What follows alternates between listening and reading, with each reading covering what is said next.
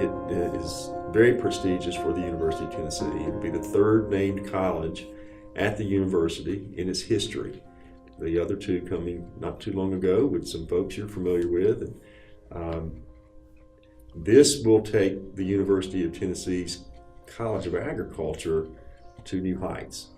You know, somebody said, why the College of Agriculture? And my answer to that is, well, the College of Agriculture is sort of the culmination of a lot of different disciplines at the University of Tennessee.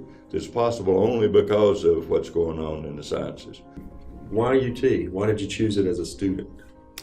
Well, I really wanted to go to the University of Miami, but my parents wouldn't let me go that far, so I went to Knoxville. How about you, Jim? Why did you choose UT? So happened that a group of professors came through recruiting students, and I happened to get included. And one of them told me that if I came to Knoxville, there was a room that I could have for free that was on the ag campus. And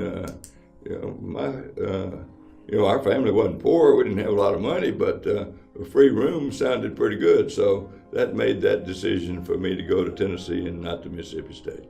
Something you said a minute ago about being the impetus for other opportunities. Right. And so tell me how the naming of the College of Agriculture at the University of Tennessee is going to do that.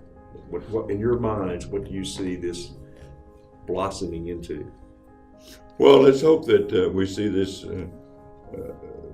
be the beginning, sort of the seed stock, if you will, that we've seen happen in other cases where a group gets something started and then other people fall in. And Well stated. Judi, comments on that? Well, it's all very important, but we saw an example last fall where we named a gift to the Writing Center, and they used that as the impetus for the Big Orange Give. Correct. And they broke a record for a one-day give. That's right. And that was so rewarding, you know. I know they have to have one place to start, but we were lucky enough to be able to do that one at that point. So maybe this will really kick off something for the College of Ag that will grow immensely. That to me leads to maybe a final question.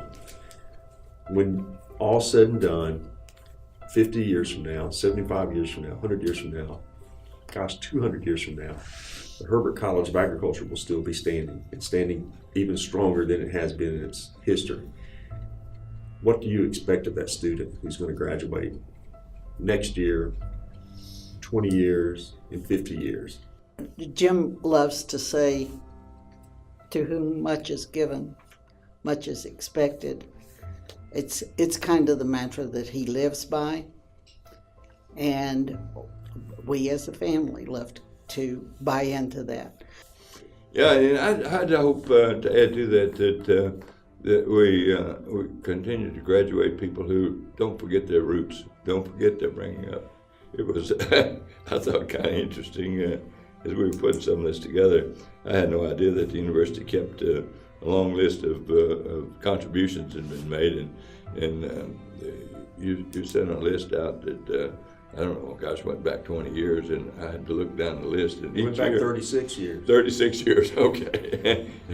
And I looked at the first entry was whatever it was 36 years ago, and we gave $100 that year. And that was a lot That's right. at the beginning of this company. And then you could kind of look, you could kind of, I think, maybe track our prosperity a little bit, because it was $100 and $100 and $100, and then it went to $200, and then we gave $200, $100 a piece, you know, and then from that it went to $500, and it got a little bit bigger. But you know, even going back 36 years ago, when I don't think I was even drawing a salary 36 years ago. We were building this company at the time.